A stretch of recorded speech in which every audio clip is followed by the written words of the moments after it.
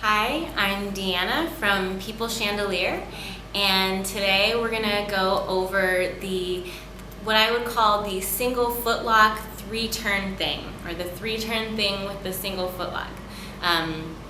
Different instructors, different circus schools are gonna have different names for different tricks, especially as people continue to innovate all over the world with their aerial arts. So if you learn a different name for it, that's great. This is just what we call it in my class, which is the 3-turn thing, single footlock. And so we'll start back here, and we're gonna begin with the single footlock. If you're not sure how to do that, you should visit that video first.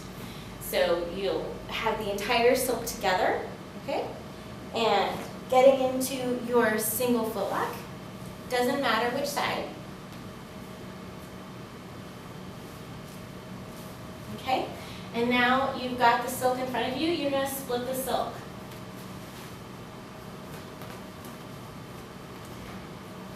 Okay, little technique for splitting a silk is to grab a small piece of it and then feed it toward you if you're able to.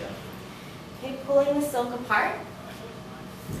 And when you pull it apart, you're going to bring the free leg through the middle. And then the same arm will come through the middle. And you'll notice that you can find like a balance place here. This is a really nice thing to play around with your single footlock. If you feel comfortable with your single footlock, you can continue. So you'll choose one side of the split silk. Both hands come to that one side. Okay? Then the leg that's locked up, this becomes your pivot leg. It's essential that this leg stays straight. There is a tendency for beginners to bend their knee at different moments during this trick. And at no time should you do that. It does not make it easier. It feels like it does, but it doesn't. It makes it much harder, and it's a hard habit to break later. So keeping this leg straight is really important. It's your pivot leg. And it's both hands to one side. So I'm gonna lead with the free leg. Now always think about leading into this trick with that free leg. So I'm gonna follow my leg and rolling out around my pivot, okay? And now you'll notice, and you feel this more as you're doing it, that the silk is now stuck behind the calf of my pivot leg, my left leg. So I'm going to bring my lead leg up and around and get my foot in there, and I bent it, you see? The pivot leg, the free leg, the pivot leg is still nice and straight.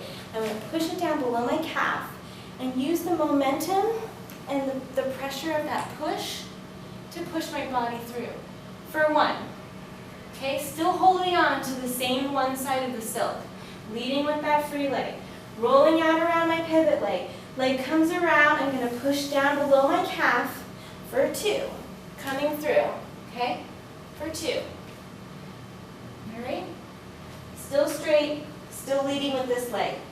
Rotating around. Push below your calf for 3. Ta-da! That's our 3-turn thing for a single footlock. Okay? And to come out of it, grabbing up above you, and just rolling, backing out the opposite way that you went in. Okay? So you led with the free leg to get in it, you're going to back out to get out of it. Now if you lean out, you'll be able to bring that leg all the way up, 2, for 3, and 4, and you're all the way out. And then remember, with your single footlock, you always want to come up and backward to get out of the wrap.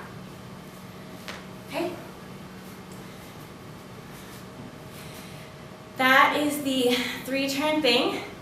You can do it on either side. The same principles apply. I'll just briefly show you the same trick on the other side. I think it's important to always do tricks on both sides. A lot of aerialists fall into the trap of developing tricks on one side with their dominant side. It doesn't help you with aerial theory as you grow in your craft. And aerial theory is very important to creating your own unique techniques or routines. So with your right foot as the pivot leg, as the base leg, you're going to start with the right footlock. And standing on it, splitting the silk. Bringing the free leg through. Both arms come to one side. Leading with the free leg, you're going to lean out around the pivot leg, come around, push it down below, pulling through, coming around again, pushing it down below your calf, coming through, Coming through a third time, getting it below the calf, coming all the way through, and getting it in the center of your chest, finding your balance point, bringing your arms out, adding your own style. And then dismount, going out the way you came in, and 4, to be free, always stepping up and backward to get out of the footlock. Okay, thank you. I hope you've enjoyed this.